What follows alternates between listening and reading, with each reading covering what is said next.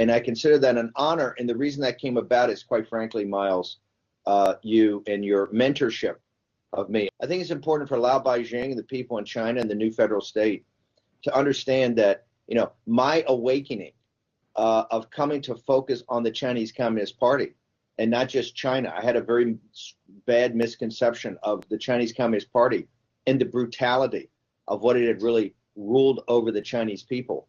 And it was crazy Miles Guo. And on this Chinese Lunar New Year Eve, I want to put out a proposition. What would the world have looked like?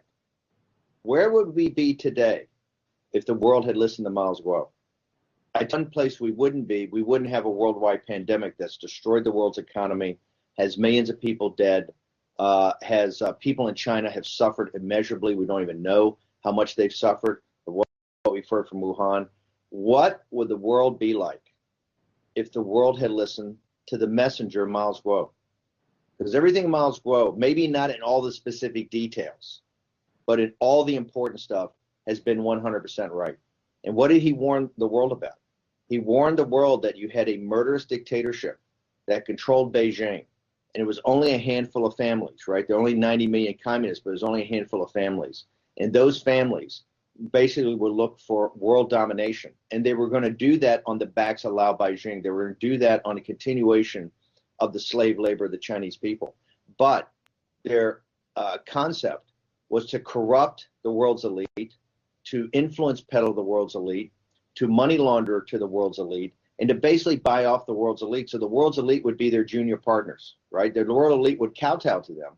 Miles Guo warned us all about this, from the financial corruption of institutions like H&A, which essentially stolen money from the Chinese people and money laundered it into the West to buy off politicians and to buy off Wall Street and to buy off business interests, all the way down to the specifics of the CCP's expansion throughout the world and what they were going to use to steal money from Lao Beijing for One Belt, One Road. Use that to buy off influence to other countries and in their consolidation of the Eurasian landmass.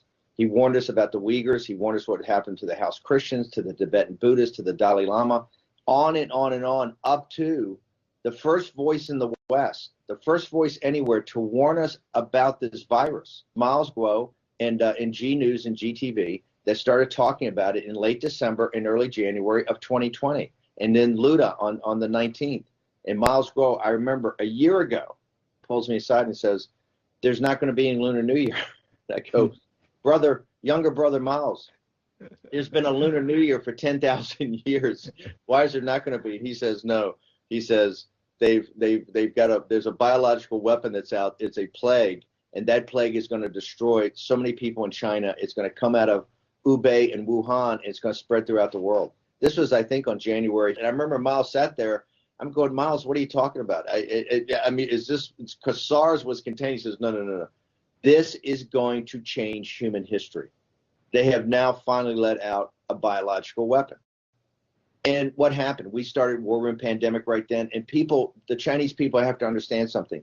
I was mocked and ridiculed by all the geniuses in New York and Washington, D.C. And people sat there and go, you're crazy. You're listening to that crazy. You're listening to your buddy, your friend, crazy Miles Guo. He's a crazy man. And I go, Miles Guo has been right on everything, right? Everything. From H&A to the death of the H&A chairman to all the corruption coming out of China to their expansion, every move on Hong Kong. I sat there in Hong Kong. He called it everything. I said, he's never been wrong on anything important. Now, he gets a little crazy sometimes, but he's never wrong. And I said, he's not wrong on this. I'm going to bet the farm. If I had listened to Miles Guo and evidence-based, where would the world be today?